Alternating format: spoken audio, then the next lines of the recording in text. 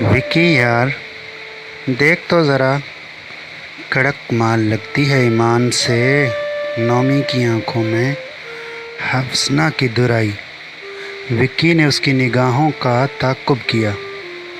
वो सामने से आ रही थी, गर्दन झुकाए, एक बड़ी सी चादर में खुद को लिए, पाँव में नीची चप्पल, नकाब से झांकती गज़ाली आंखों में समंदर हलकूरे ले रहा था। वो मुतलाशी नज़रों से इधर उधर देख रही थी। यार, वाकई लगती तो कंचा है, ख़जाना लपेटा है चादर में। तेरी कसम, विकी ने रौल टपकाई। यार, मुझे ये 2 नंबर लगती है। आजकल इन लोगों ने ढंग बदल लिया है। सड़क के किनारे खड़ी हो गई, चाहे जब भी लिफ्ट देकर साथ ले जाए। खुद देखा है मैंने कई बार, नौमी ने ओबशाना लहजे में कहा। वो पहले तो लम्हा भर को सड़क की एक साइड पर रुकी, मगर फिर तज़ब्ज़ुब में आगे बढ़ गई, उंगलियां चटाती बेचैनी से लबरेज लड़की। यार, मुझे ये वाकई वही लग रही है जो परसों रात एक बड़ी सी गाड़ी में इसी जगह से बैठ कर गई थी। क्या ख्याल है, मारें ट्राई? नौमी ने बेकली से पहलू बदलकर विकी को देखा। वो नहीं होगी तो कोई और होगी, उस जैसी। रात के 10 बजे कौन शरीफ ज़ादी अकेली निकलती है घर से? विक्की ने हाथ लहराते हुए सर हिलाकर कहा। यार, मुझे पता है, ये सब मुख्तलिफ इलाकों से जाकर ज़फ़र मेडिकल स्टोर के सामने क्रॉसिंग पर इस तरह खड़ी हो जाती हैं जैसे बस का इंतज़ार हो। बसें तो जाने कितनी आती जाती रहती हैं, मगर इनका इंतज़ार मनपसंद गाहक की आमद पर ही ख़त्म होता है। नौमी ने इजाफ़ा किया। वो दोनों इस इलाके के सड़क छाप थे। बेरोज़गारी की कद्र मुश्तरक उनको करीब लाई, और आजकल चौराहे पर बने थड़े पर आधी रात तक बैठकर वक्त ज़ाय करना, आवाज़ें कसना उनका मशगला था। विकी की बाइक भी थड़े के करीब ही खड़ी थी। लड़की न रुकने के लिए ये जगह मुनासिब न समझी तो आगे बढ़ जाना ही बेहतर समझा। सड़क के किनारे वो तेज़ी से चली जा रही थी। इस इलाके में बहुत जल्द रात अपने पर फैला लेती थी। इस वक्त भी इक्का दुक्का राहगीरों और खाली खाल गुज़रती गाड़ियों के अलावा और कोई रूह दिखाई नहीं दे रही थी।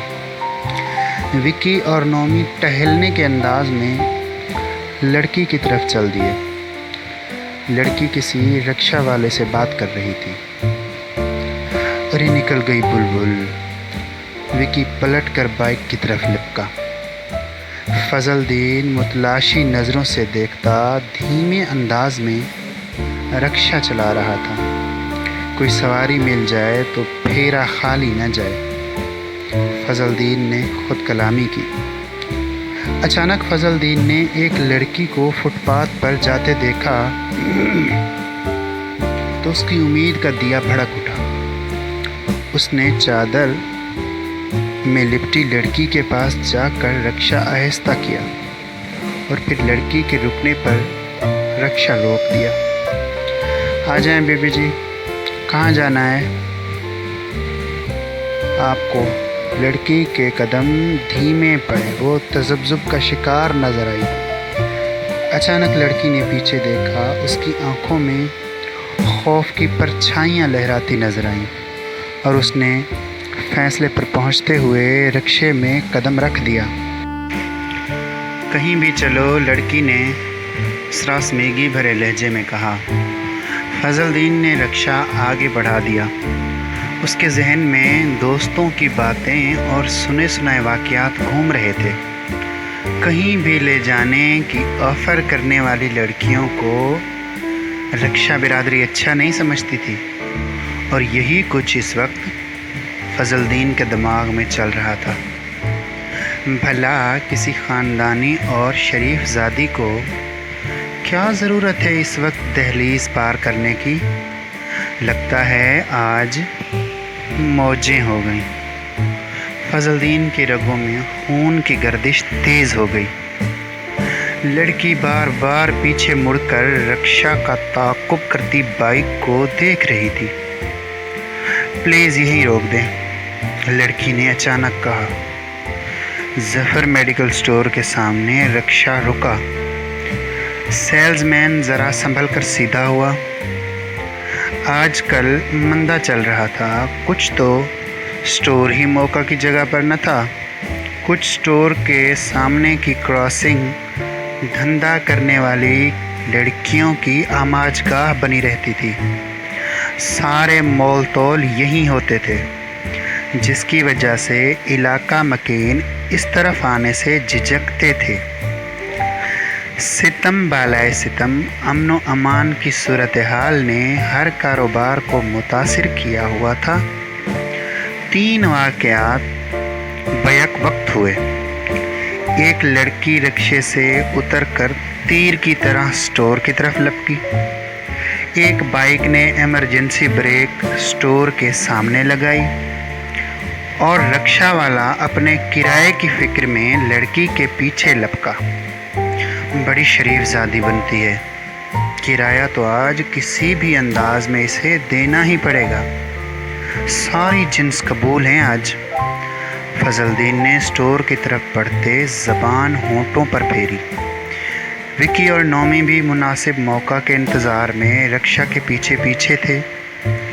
साली रेट बढ़वाने के ढकोसले हैं, सारे लिए फिर रही है सारे शहर में। विकी बुड़बुड़ाया और बाइक को स्टैंड पर खड़ा करके स्टोर की तरफ लपका। लगता है यहीं भाव तय करेगी, हुलिये से ही बिकाऊ लग रही है। ज़फ़र ने लड़की के असरत ज़बा लिबास पर नज़र डालकर तनफ़्फ़ुर से सोचा। लड़की लड़खड़ाते कदमों काउंटर की तरफ बढ़ी। उसकी आंखों में आंसुओं का समंदर था। लड़की ने कांपते हाथों एक मुड़ा तोड़ा डॉक्टरी नुस्खा काउंटर पर रखा और रोते सिसकते हुए बोली, भाई मेरा बच्चा मर रहा है, वो घर पर अकेला है, प्लीज़ जल्दी से ये दवाएं दे दीजिए, वो मर जाएगा भाई। ऐसा लगा जैसे सारी कायनात कांप उठी हो। इस तरह की मज़ीद इमोशनल, हॉरर और दिलचस्प कहानियाँ सुनने के लिए चैनल को सब्सक्राइब करें और बेल आइकन दबा दें। शुक्रिया।